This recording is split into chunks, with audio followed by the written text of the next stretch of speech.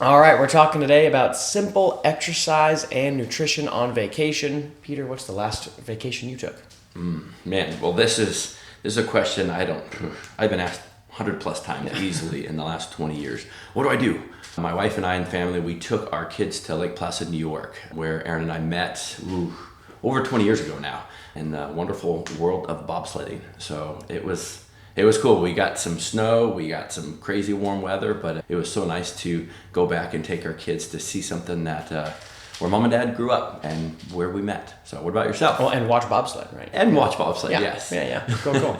My last vacation was my honeymoon, which was freaking awesome. So, good times. Where was that? I was in Tulum, Mexico. First all-inclusive resort experience was pretty nice. I was impressed. So, what's our objective for today? We're going to give you reasonable ways to stay in touch with your exercise and nutrition routine while traveling, right?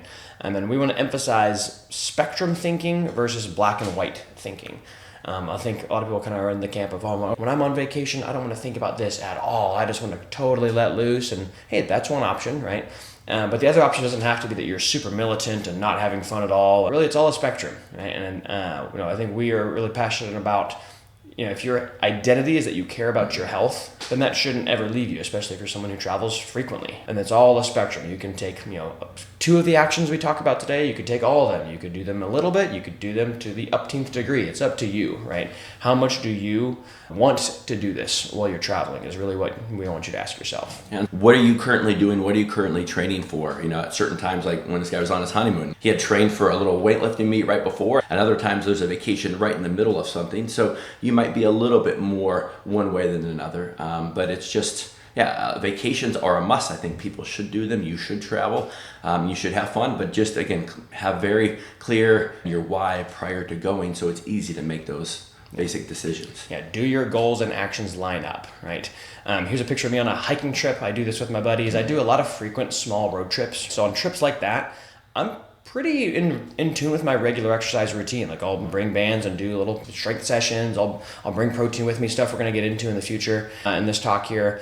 On my honeymoon, that was a once in a lifetime trip. I still did a couple things that align with my healthy identity on that trip, believe it or not. But I was much less dialed in, so to speak, than I would be on my typical road trip that I'm taking once or twice a month, just because of how frequent those are, right? So again, all a spectrum. Both of these trips, I still felt like an active, healthy individual, but my actions were a little bit different because my goals at the time were a little bit different.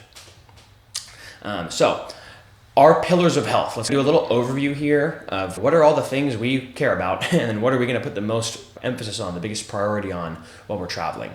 So in the world of exercise, we talk about mobility, strength and power, and conditioning.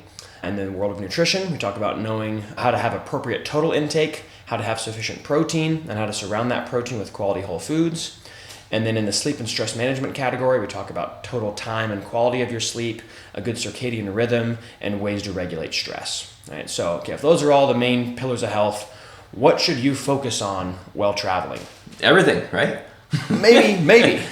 But some might be a bigger bang for buck than others, right?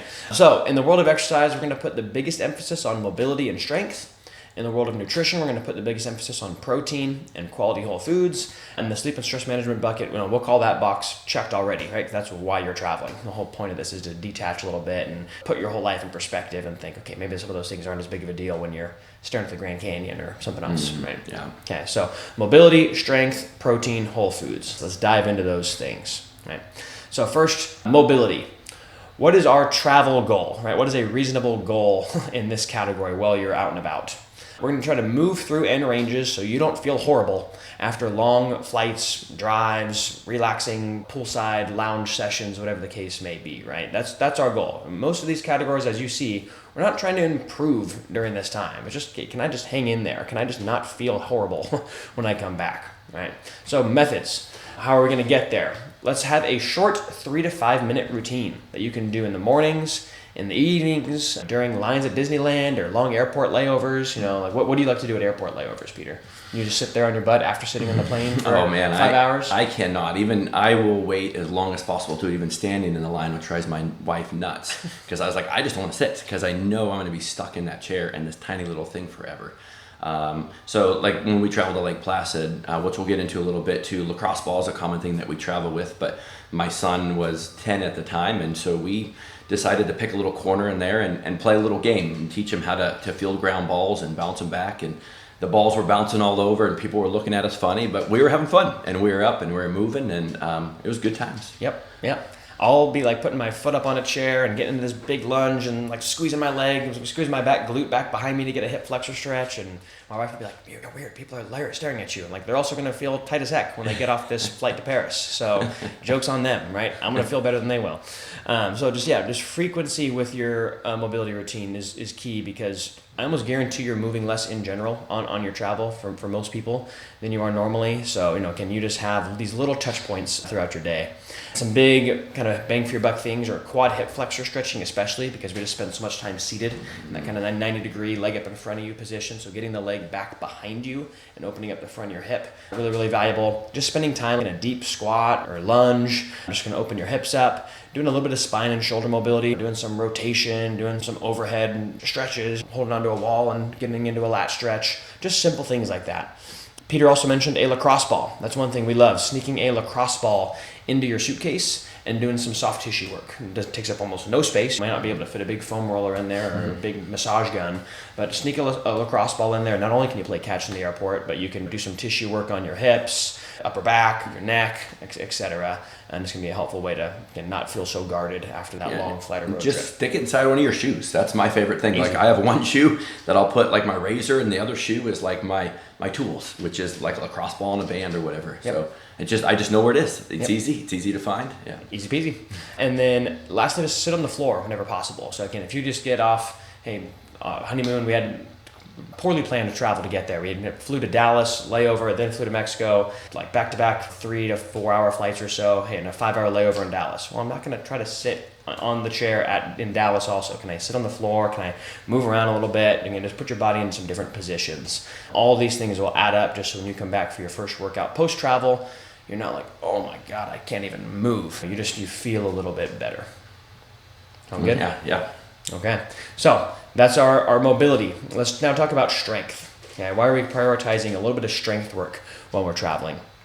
First of all, the goal, just do some simple sessions to maintain strength or muscle and make it easier to get back into your usual routine once home. Again, we're probably not going to make progress during this time, right? That's not probably that realistic, but can we just make it easier to get back to the normal routine?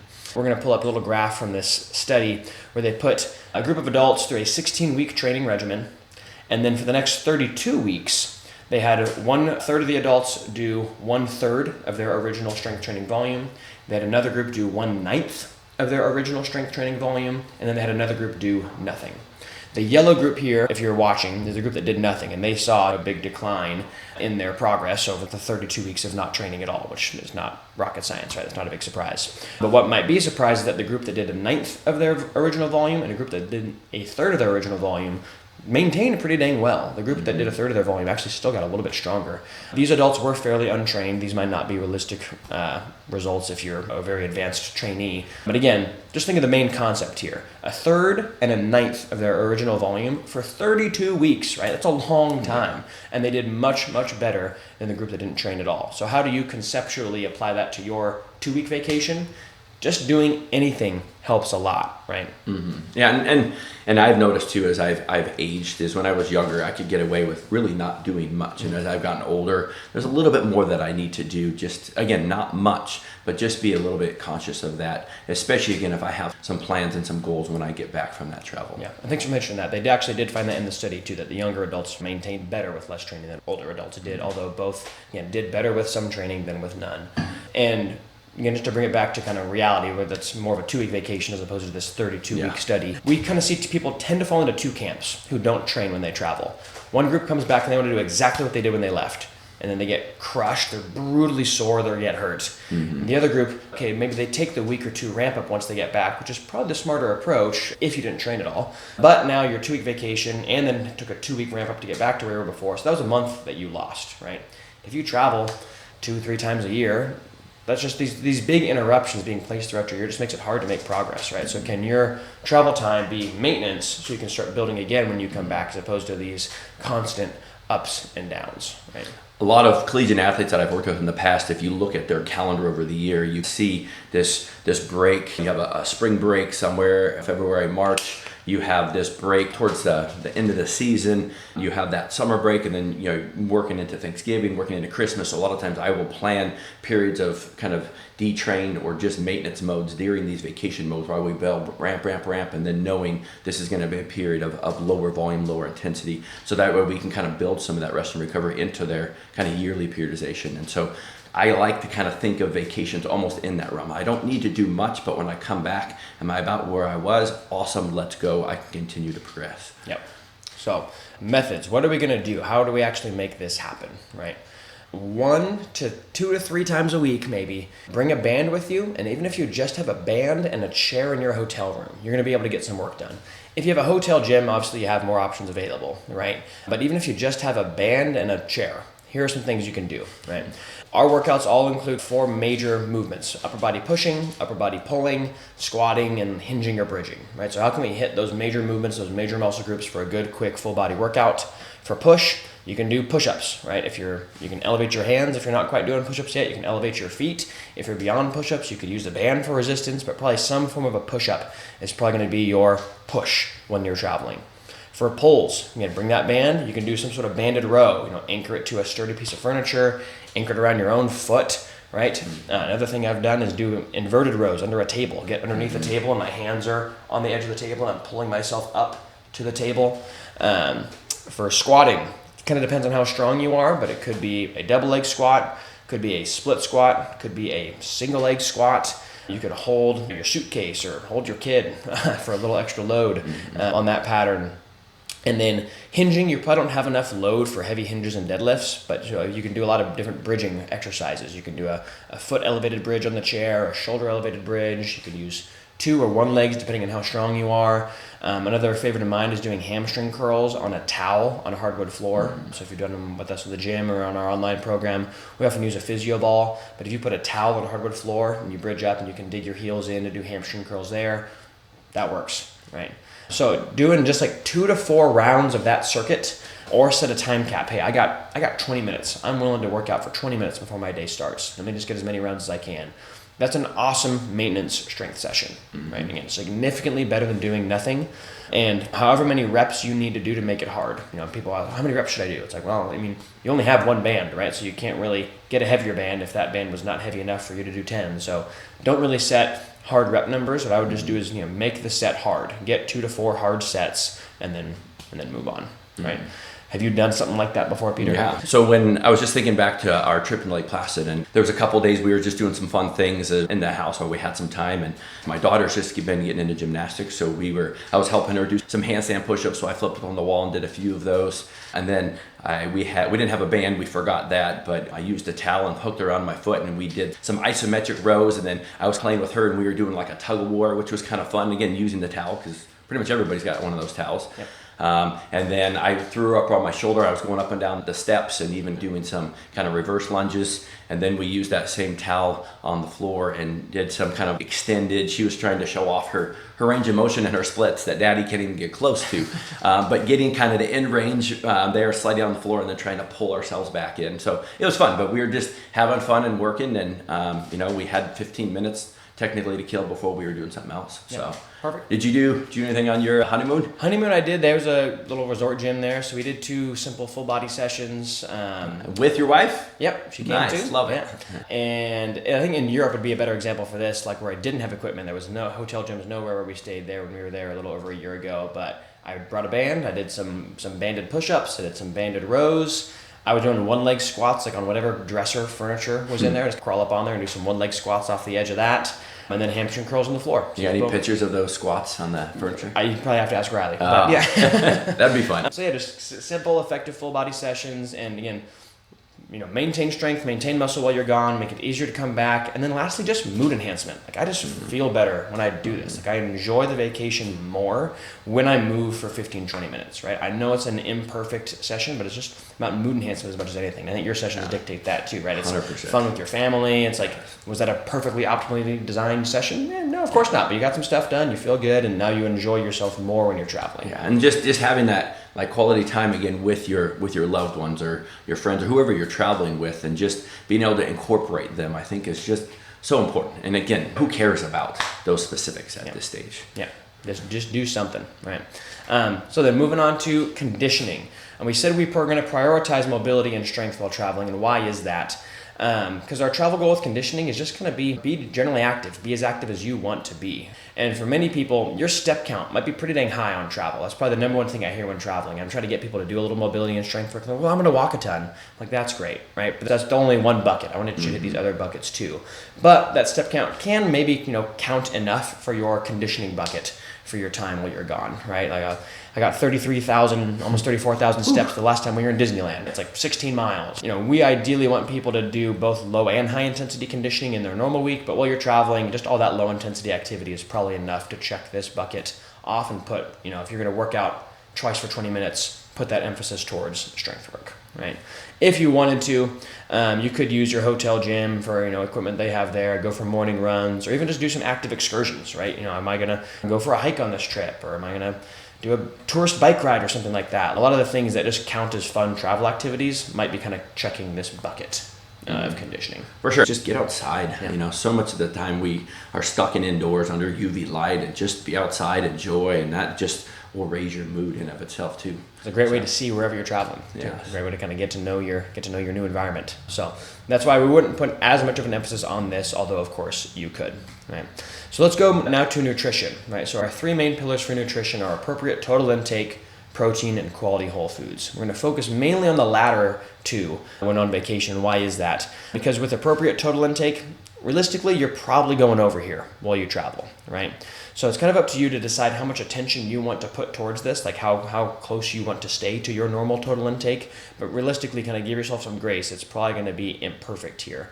The strategies that we might use to keep yourself roughly in check here, if that interests you, is eating slowly to 80% full to savor your food, right? You're going to be eating maybe these new fancy restaurants or different cuisines, and soak up that experience. Don't gobble the food down. If you're going to be splurging on some certain things, enjoy that time. Treat it like your wine tasting your food. And then focusing on the next two things, protein and whole foods, will help yourself feel satiated, so you're not going to go crazy overboard with the things that you are treating yourself with, right? So let's hone in on that. Sufficient protein. Travel goal, level 1, just prioritize protein at all your meals. Can you get protein in while you're traveling, right? And level 2, know your palm target and plan ahead. If you're someone who has more specific body composition goals and want to put a little more attention towards this, hey, I know that I need 8 palms of protein. Okay, how am I going to get that while I'm traveling, right? So what are our methods here? Again, for level 1 and for everyone, can we just get 1 to 2 palms of protein at every meal? You're probably eating out a lot when you're traveling. Protein tends to be the star of the dish, so it's not too hard to do, but can you just make that an emphasis? And then let's talk a little bit more about the latter. If you need to put more energy towards this, do you need to bring bars, protein powder, jerky, canned protein to kind of give you a little extra boost to get to your protein target? What are some things you tend to do when you travel? Yeah, well, the joke around is like, I'm going to open up a can of sardines on an airplane, but I have yet to do it, and I have no intent because I feel too... I like my common man a little too Peter much. Peter has a spot where he draws the line. But but I have eaten in an airport. I'll just go to the side, eat it, and chuck it in the trash, and then follow it up with some good fruit, with an apple, whatever. But yeah, bringing in like bars, powder, jerky, all those things are very common things that we think about. That and fruit when we travel, because most everything else is there. It's very accessible. It's more or less what do we generally not have. And those have been very helpful for us, and just trying to help model even to our kids to do that, because it's just so easy to have these highly processed things, because everywhere you look, everywhere you go, that's all you see. Yeah. What about yourself? Any tried and true? I'll generally bring tuna on travel as opposed to sardines, just for the smell reason. It's a little hard for me to get away and have them somewhere else. Not that tuna smells great, but it's a little bit better.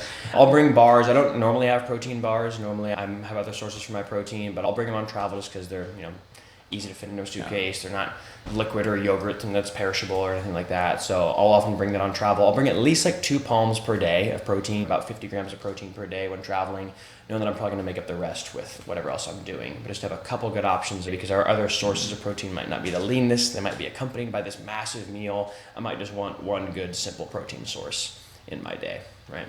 And then moving on to quality whole foods. So what's the travel goal? Just get some color on your plate. Again, you're going to be splurging a lot and having a lot of other treats. Can we just get some micronutrients somewhere on this trip, again, to help you just feel nourished? You're reinforcing your healthy identity, and it'll help you feel satiated with less total food if some of your food is a quality whole food item, right? So just get fruit and veggies wherever possible. If you're at your continental breakfast, there's probably some fun danishes and all these other things that you might not normally have. Cool, hey, just grab an apple. When you're eating out, hey, can I get a side salad with whatever I'm eating, just to get some veggie intake in my day? Or again, plan ahead, right?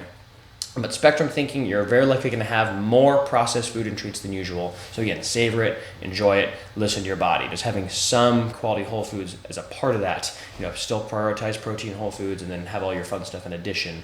You'll probably be feeling a little bit better. And sometimes what we like to do is, with my family, we'll get a couple different things, and then everybody tries a little bit. So that way you're not feeling like, oh, I'm so limited here. Just a little bit here, a little bit here, and that way you get to, like you said, savor, enjoy, and appreciate those things. And we'll start with our big buckets first and then transition into that. And again, take our time. Like, if you're on vacation, don't rush, enjoy, savor, suck, whatever it is on those things, just to really appreciate some of those things that you kind of can take for granted on a day-to-day basis. Totally. Yeah, I like the share method for sure. Ryan and I will often get our main dishes, and maybe one of us gets a side salad and one of us gets the fun side dish that we wanted to try as well, just because we both know we feel a bit better when we have some veggies, that we still get to try the other dish. And I'll also bring some of this stuff too. I'll bring apples, I'll bring cucumbers on travel, and I'll be on a guy's trip and all of a nowhere I'm chomping on a cucumber in the car, and people are like, where did that come from? Like, I brought it. I just know that I feel better when I have some vegetables. Found it in the back seat. What are you talking about? Yeah, I just feel kind of gross when I've gone 5 days without a single vegetable, so I'm going to get a cucumber in. So again, plan ahead. So in summary, in that exercise realm, mobility, can you have a 3 to 5 minute routine, bring a lacrosse ball with you for some soft tissue work, and just sit on the floor, just get out of that seated position that you're going to spend a lot of time in, either with your travel or your lounging, right? Strength, even 1 to 2 times a week. Bring a band with you and just get 2 to 4 rounds of a simple push, pull, squat, hinge, pump. Again, reps don't really matter, just make the sets hard. And fun. Have a good time. Yeah. And then conditioning, your high step count might check the box at least a little bit here. You can do more if desired. In the nutrition realm, prioritize protein and fruit and veg, and then savor your special eats and give yourself grace with what you're doing around that, right? Again, are your goals and actions in line? You can decide how strict or not strict you want to be there, right? And then sleep well and manage stress. Again, we didn't talk about that today because that's why you're on vacation. Enjoy it, relax, unplug, recharge yourself here as much as possible while you're gone. And make sure you take time to do this too. I've been notoriously guilty forever of just not taking a break, we're just go, grind, and your body can only handle it for so long. And as you age, and some of these experiences are some of the most important life-giving kind of opportunities back to yourself, back to your loved ones. So just make a priority to get it done. It's not going to completely derail you. If you just plan a little bit ahead of time, I think you come back and you're more fired up and you almost miss it, and you might achieve above and beyond what you did if you didn't go on vacation. Yeah, so there's nothing wrong with taking a break and having your routine not be perfect for a little bit. It's just, hey, it's up to you. How much do you want to stay somewhat in touch with it to reinforce your healthy identity and have fun while you're gone? We'll love it. Cool. See you next time.